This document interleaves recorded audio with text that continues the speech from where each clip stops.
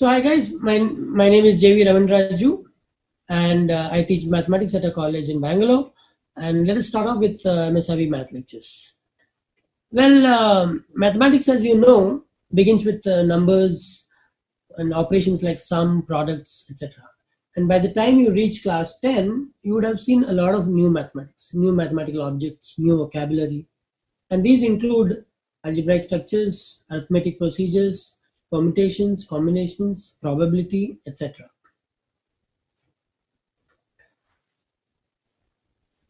Having said that, I would like to give you a bird's eye view on the whole of mathematics that students of your age should get to know.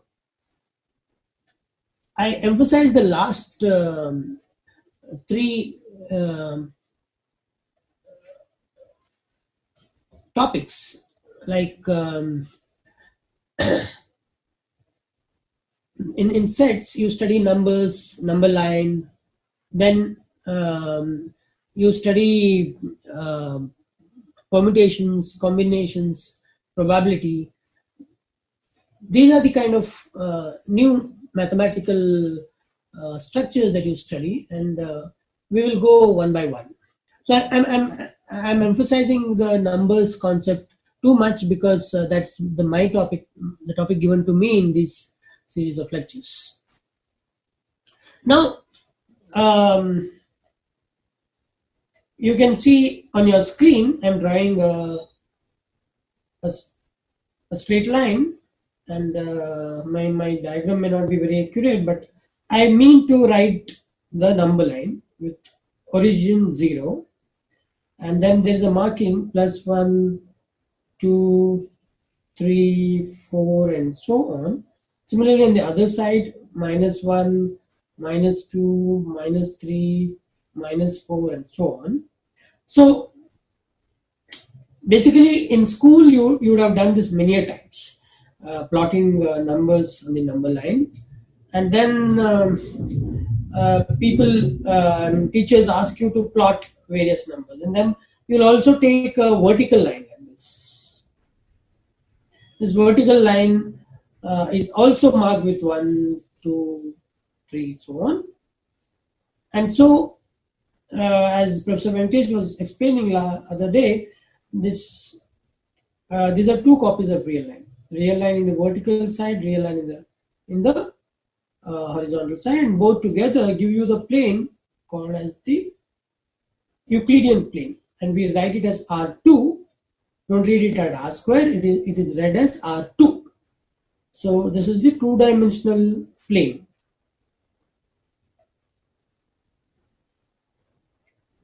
Now, you see, there are many things that you remember from your school days. This usually happen to be a prototype of what you call graph sheet. And on this graph sheet, you would plot many things. Like you would plot a straight line, you would plot a parabola, and so on and so forth. Also, you would in your earlier schooling days, you would also locate numbers like 2.1 is here, or 3 is here, and so on. But I don't think teachers ever asked you to locate numbers like E or pi. So I will leave this question just like this to your imagination, or maybe I'll answer at the end, even though some of you might have been puzzled by what I'm saying.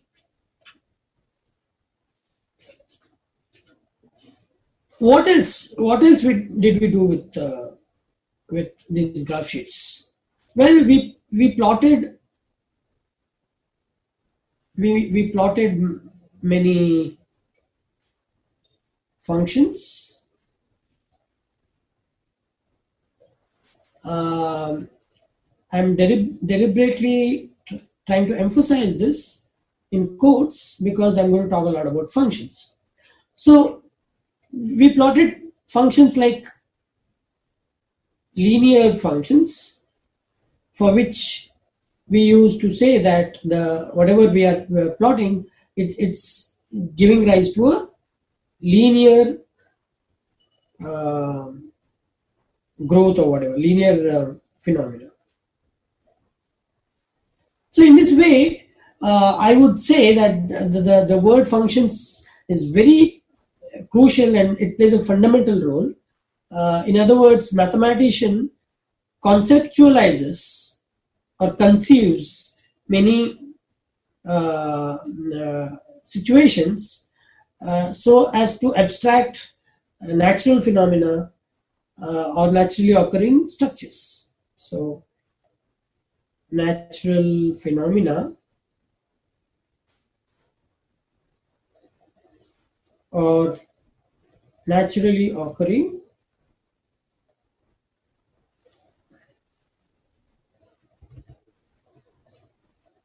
naturally occurring structures, and both of them I'm going to explain maybe today or in the coming days.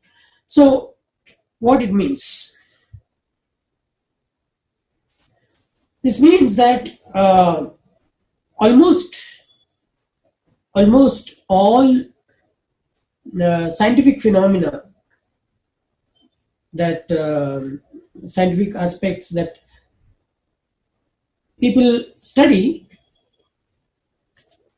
are captured by functions. So that's why I lay emphasis on the word function. Um, so whether you master in science, let's say you want to master in biology. So what I mean to say is you want to go for MS in biology, or you want to go for MS in physics, or you want to go for MS in architecture, design, or even social science. Anywhere, you cannot escape this concept of functions. That's what I meant to say, that it's very foundational, and these foundations will be given very much in detail by Professor T. Venkatesh. But just to whet your appetite, I'm going to give you a little bit of um, introduction. So let's consider uh, some set of observations in your physics lab. In your physics lab, you make a set of observations, and the observations may be talking about gravity at various places. And then you probably come out with a quadratic function. Similarly, somebody may be studying growth of population.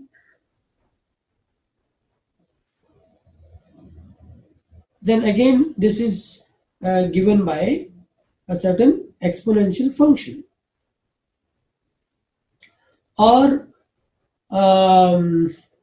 an oncologist would study whether a tumor is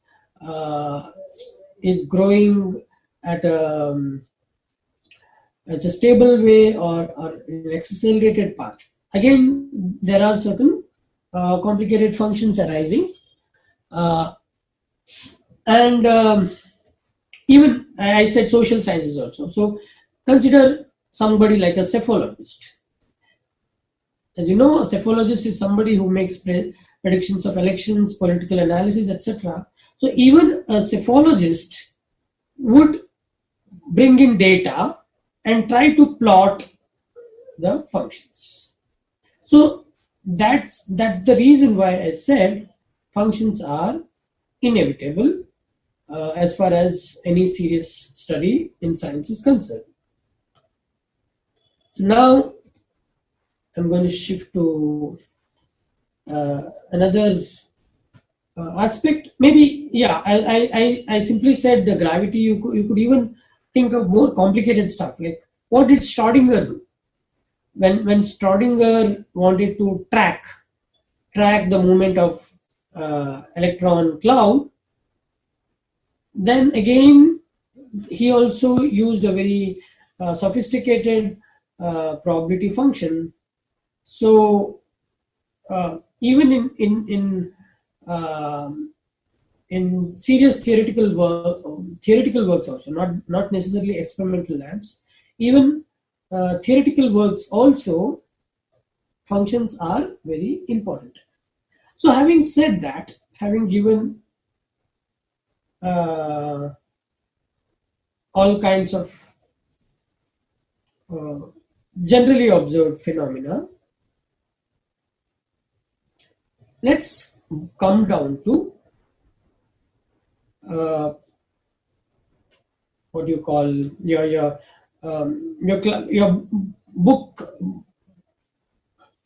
bookish kind of things. So what you study is, you may think, have function like ax plus by is equal to c. This indicates a function in geometry.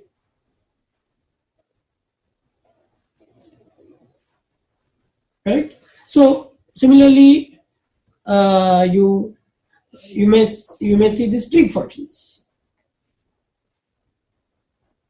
I write trig functions, short form for trigonometric functions. So you can look at sine x, cosine x, tangent of x, etc. So these are another class of functions called trig functions. Another class of functions, exponential, both together, exponential and logarithmic come together. So exponential and logarithmic functions. So it would look like y is equal to e power x, or y is equal to e power root x, or y is equal to log x, etc. So these are another set of functions. I would try to simplify, and why do we take e? We will just take y is equal to 2 power x, and let the x be taking numbers 1, 2, 3. So let's say x is equal to 1, 2, 3 dot dot dot. So now you get things like, for x equal to 1 you have 2, for x equal to 2 you have 2 square, for x equal to 3 we have 2 cube, and so on. So you get a geometric progression: 2, 4, 8, 16, etc. So again, this progression is indicating something. Progression is indicating a kind of an exponential growth. So where you could capture certain things by some complicated functions like this, or I deliberately took the base 2 to show that sometimes they can be even captured by easy functions. So now comes the question: what all exemplars that I put in the top, I want to raise this question: why do authors in math books write such difficult or very complicated stuff, complicated looking functions? This is a pertinent question, right? And another question is, can we, do we really require, question B, do we really require all these kinds of, all such uh, structures and complicated functions? So these are the two questions I'll answer before I see. Till now, I have not started my own topic. I'm just dabbling around. As I said, I'm just giving you a bird's eye view of what kind of mathematics you should study at your age. So I'm just dabbling around. So what is happening? So the answer to question A is that, so to begin with, you need not really look at all those complicated functions. For example, somebody would have written sin x, and suddenly they would have written sine of root x, and the calculus part suddenly sees that there's a complication arising because of inserting root x. So the common man or an average student would ask, why the hell is the teacher trying to complicate matters? Now the answer to this question is that you are required to go through the drill. So there is some kind of a drill being done just to ensure that you get accustomed to the rigor. You should get accustomed to various complications. Why? Because when you really get into the business of being a scientist, you need to get accustomed to whatever complicated equation that comes out through the laboratory data. So you need to get accustomed to various complications that arise in the arguments. That is the first thing. The question to second thing is, yes, how much of math is required is depending upon what you take. For example, if you are just trying to use mathematical study to make a survey and come up with a conclusion in, say, social statistics, then a different kind of mathematics is required. A few structures are required. If you want to get into things like electric coding systems, then there's a different type of algebraic structure required. So it depends upon where your interest lies. So mathematicians go on working on various structures because they just anticipate, who knows, people may require some different structures, and therefore there is always an ever increasing amount of literature that mathematicians develop. But I think as beginning students of mathematics, you should not really get worried about that. So start with simplicity. My sincere advice is start with simple structures,